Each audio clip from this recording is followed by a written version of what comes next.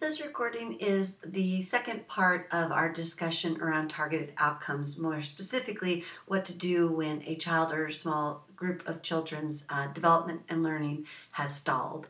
So again, to put it in context, we're really looking at a multi-tiered system of support, or a response to intervention framework, or just a sort of this notion of differentiation in a way that's been different from our K-12 counterparts. And in particular, we're looking at this middle section where children might be struggling or their development has stalled. And so what we need to figure out is, what do children need to learn when their development and learning has stalled? So we use this image of a diamond to really show that many children, or at any given time within development, there may be this period of time where they plateau, or where they just don't continue to progress as we would expect. So there's this notion that development or learning had occurred, was starting, and then at some point we don't see the change, or we don't see the improvement, or we don't see a greater deal of complexity that we would expect with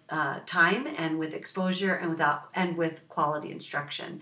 So we want to look to see what's hampering or what's interrupting this movement forward. Now, if this interruption or this hampering is too significant, we're going to move into a more individualized instructional approach, more systematic approach. But right now we're really thinking about kids for whom, if we jumpstart them in a couple weeks, maybe 3 weeks, we'll definitely see a change in their performance and it'll be back on track. So this is sort of a temporary jumpstart, if you will, for when a child has stalled. So the first one we're going to look at is latency.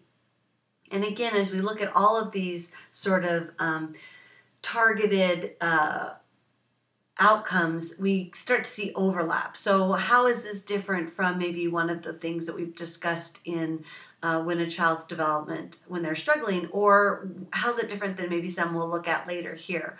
So don't worry too much about whether we call it latency or whether we call it quality. The idea is that the team gets clear about what is the issue.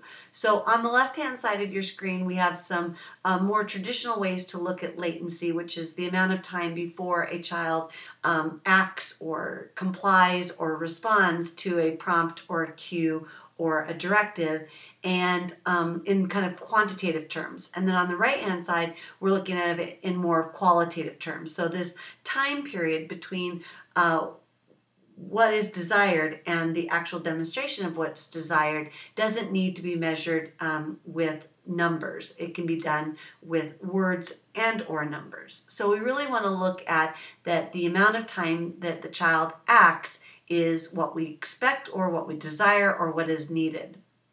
So sometimes when we look about latency, it's about a child who needs to respond more quickly after making a plan, or the flip side can be a child who needs to respond less quickly, if you will, that they need to develop some impulse control.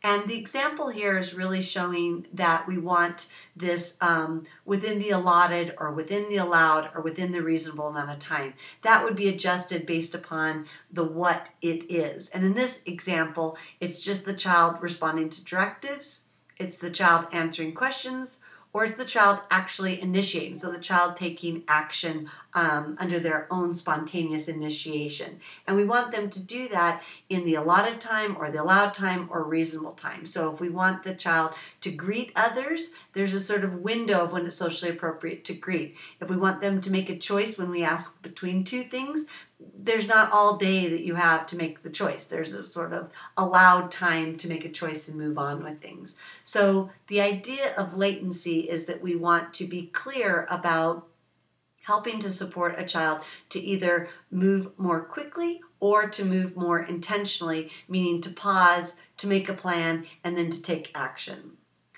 The second way that we think about when children's development has stalled and when we need to jumpstart it can be this notion of quality. And again, this might sound an awful lot like latency to some degree, but it's a bit broader. And this is when a child does something, we usually say TOO, so too much or too little or too fast or too slow or too loud or too soft. So it's that kid that you're constantly saying, use your inside voice. You're trying to help them regulate or determine how loud or how softly to speak for the circumstances. So this is when a child does something a little bit off of what we expect, a little bit that we're not getting any faster or more effective or more efficient or more accurate because we're doing something with too much effort or too little effort, or we try too few times or we try too many times.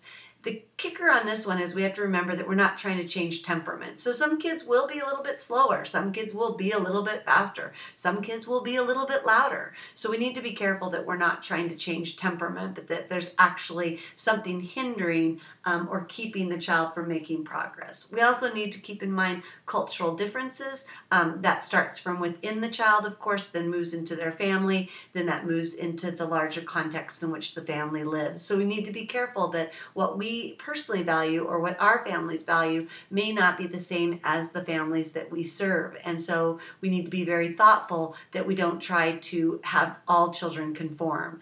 And then again, the last one is different currencies in different environments. This is really what has value to an individual child. What do they intrinsically are motivated to do? What do they like? What do they find functional? Versus what do we think looks functional and productive? And what do we think is fun to do?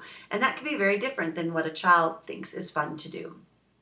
Next, it goes again to the child's family, and it's about what do they value? What do they see as important attributes and characteristics? Is it a kid who performs and acts and is loud and is entertaining everyone? Or is it someone that's very reserved and very quiet and sort of is seen but not heard? So we have to really temper those things to make sure that it's an actual instructional issue and not something that's temperament, culture, or just preferences.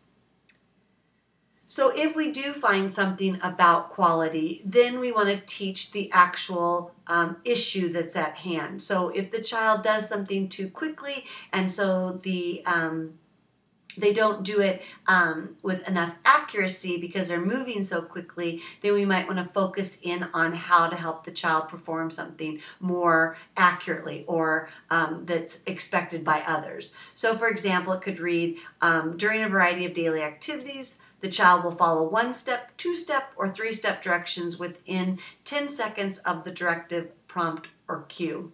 So again, this might sound an awful lot like latency, and then you're like, that's a lot of steps of directions. The idea is the kid conceptually, cognitively, motorically, all those things is able to follow directions, and it's not necessarily an issue of compliance. It just means that the kid takes forever to do it. So it maybe takes, 20, 30 seconds. So we want it to get shorter period of time. Or maybe we want the child to make a plan and they want to use that 10 seconds to really decide what it is I want, what can I do to get it, and how will I proceed versus I want that toy, I'm just going to grab it. So we want to really think about those issues that are related to latency, but really this is an issue of that the child moves too quickly or too slowly or tries too few of times or tries too many times. So whatever it is, we're going to use those 10 seconds to really help the kid do it in a way that will be more correct.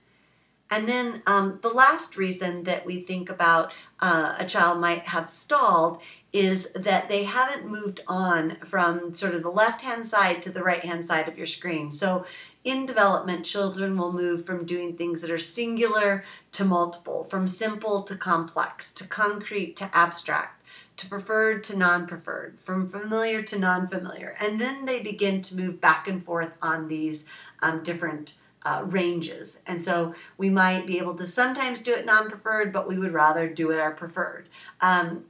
The idea is that if a child is stalled, they're not moving anywhere along these continuum. So for example, when we want to help a child jumpstart them, if you will, we would maybe help them learn how to use multiple and varied expressions. So they're only using nonverbal expressions. So they'll point, they'll grab your hand and take you to it. They might make some basic sounds, but they're not really verbalizing by telling you what they want or what they need. Their play might be really basic, might be very simple, very specific to what the toy is intended, and we don't see this more mature play, this very complex play, or even moving into things that are very abstract or symbolic. And then it might be that they only want to play with one child all the time. There's not another kid, there's not a group of kids they want to join. They just want to sit by the same kid, play with the same kid, interact with the same. And so we really want to help them develop those friendships, but also to be able to move to playing with a variety of children in a variety of situations.